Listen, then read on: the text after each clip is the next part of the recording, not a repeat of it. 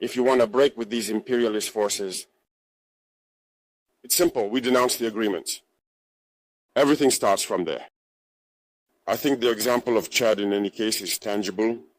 They started by denouncing the agreements. Otherwise, if we don't denounce the agreements, just saying that the bases leave, we haven't done anything.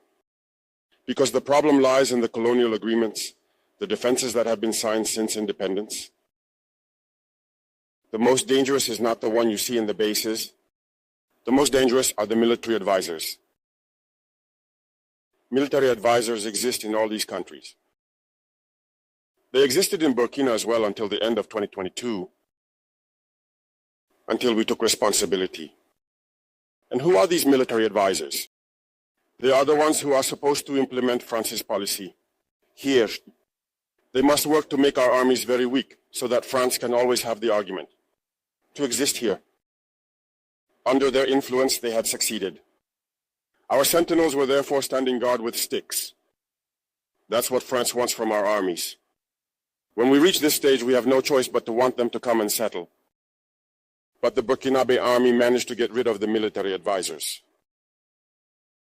Unfortunately, I think that in 2019, after Operation Otapono, where the French saw that the Burkinabe army still had the capacity to respond to terrorists, they called the chiefs of staff in France. They instructed him to reintegrate the military advisors throughout the structure. Well, they did not agree. But upon returning to the country, the politicians instructed him to accept the military advisors. And that's when the military advisors returned to the Burkinabe army in 2019.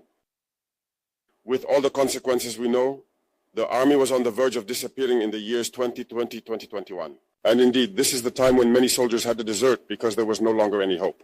We were in the process of collapsing. That's a bit how they work at the General Staff headquarters. In all army headquarters, in the schools, they are the ones who are supposed to dictate the policy of our army. They are the ones who tell us when to recruit, how to recruit, and what to do with them. They are in the schools to tell us how to train them, and so on. As long as these military advisors are there, you are not independent. Your army will just have the appearance of an army that is there to perform parades, a circus. But when war comes, you will realize that a parade is one thing, but war is another thing. You have to break the agreements. It's the only way to have an independent army and build strength. But many people do not understand this, perhaps. And even with these agreements, France selects from our states officer cadets to go and train them. It's through these same agreements. But in reality, these officers who go to train, for the most part for France, they come to serve the French state in their country. They do not come to serve our countries. They train them so that they come to serve the interests of the French state. I can provide evidence of this.